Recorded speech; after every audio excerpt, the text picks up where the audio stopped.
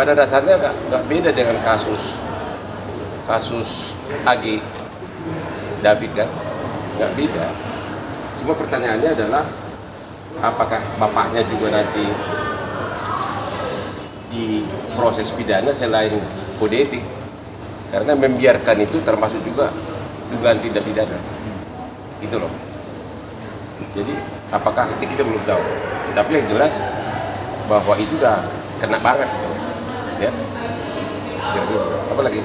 Katanya Bang Hotman siap bantu untuk korban itu. Jadinya Bang Hotman apa?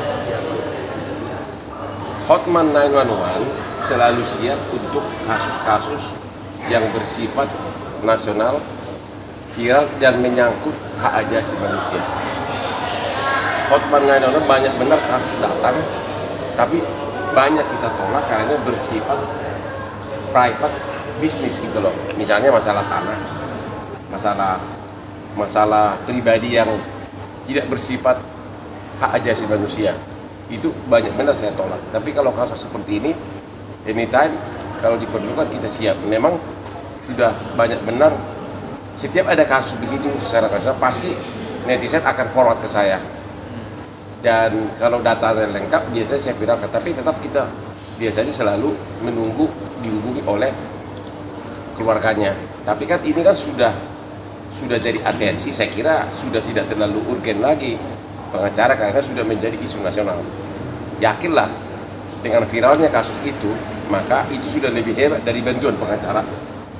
Itu sudah lebih hebat dari bantuan pengacara. Tapi Bang Hotman selalu siap kan untuk membantu. Sama ibunya pun sudah chattingan, halo Horas sudah begitu. Tapi kan saya melihat tidak ada lagi, kecuali dulu sebelum viral datang ke saya, itu pasti saya viralin. Tapi kan ini udah meledak, ya sudah. Mungkin ada pahlawan yang berani memviralkan video itu. Karena memviralkan video seperti itu juga harus hati-hati. Bisa kena undang-undang ITE gitu kan. Tapi kebetulan kadang-kadang non sarjana hukum lebih berani dari sarjana hukum. Karena kita itu kan terlalu banyak pertimbangannya sebelum memviralkan sesuatu. Ya itu kebetulan ada yang memviralkan dan memang nyata-nyata kelihatan sekali memenuhi unsur semuanya. Itu. Komunikasi ke keluarganya seperti apa tadi Bang Hotman seperti katakan? Nggak hanya sekedar say hello, ya hanya itu doang. Tapi kan karena baru kemarin-kemarin, karena sebelumnya kan banyak banget warga yang memforward ke saya, tapi baru belakangan ini dikasih nomornya. Baru 3 hari ini dapat nomornya, hanya sekedar say hello, nggak ada pembicaraan lebih berupa bantuan lagi karena memang kasusnya kan sudah on the track gitu loh, sudah mendapat atensi seluruh Indonesia dan itu sudah nggak akan jauh-jauh itu nanti dengan kasus korban David.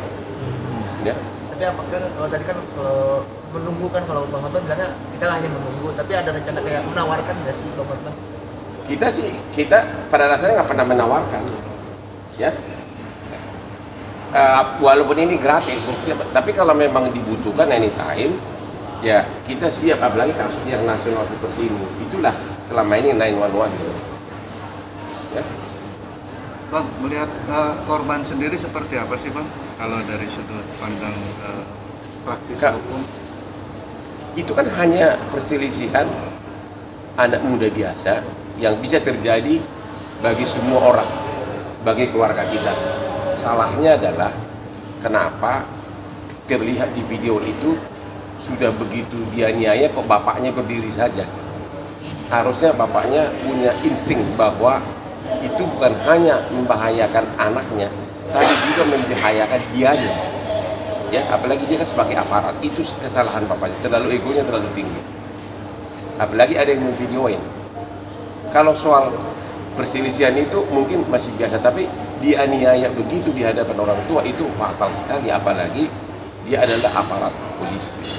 Artinya sanksinya sendiri seperti apa Bang? Berat kan? Itu nggak akan beda jauh dengan kasus Dandi. Cuma mungkin karena tidak terlalu parah seperti David, tapi pasalnya juga pasti sama, ya. Cuma kan ini saya dorong ke dalam kan ya. Ya. Lanjut lagi. Ya itu kira-kira ya. Artinya ada pembiaran, adanya kekerasan. Ada penganiayaan dan ada pembiaran. Jadi sebenarnya bapaknya pun bisa kena. ya. Nah ini yang menarik kan akhirnya sang ayah juga menjadi terlibat di kasus si anak ini. Ya itu tadi secara kode etik sudah pasti salah. Jangankan sebagai orang tua, sebagai aparat polisi pun kalau melihat ada penganiayaan begitu harusnya dia cegah. Ini anaknya kandung seolah direstui, bahkan katanya disuruh ambil senjata laras panjang segala macam. Jadi secara hukum itu bisa juga itu diproses ke arah pidana untuk bapaknya. Tapi mungkin sekarang ini masih taraf ke arah kode etik. Dan akhirnya si bapak ini diusut oleh pihak yang lain terkait dengan waris kekayaannya. Itu nanti bisa melebar kemana-mana. Artinya kasus-kasus yang tidak wajar nggak ada bedanya dengan Rafael. Nanti kan akan terbongkar semuanya. Ya itulah resikonya. Makanya itulah harusnya bapaknya memikirkan itu. Ya. Bang, sempat abang kaget juga ketika kita berbicara soal David dengan biaya kesembuhannya sampai 2M itu gimana? Saya pernah bilang ke pengacaranya keluarga David, kalau penganiayaan tersebut kan melalui LPSK, ganti rugi itu bisa disatukan dengan tuntutan jaksa. Tapi itu biasanya kecil.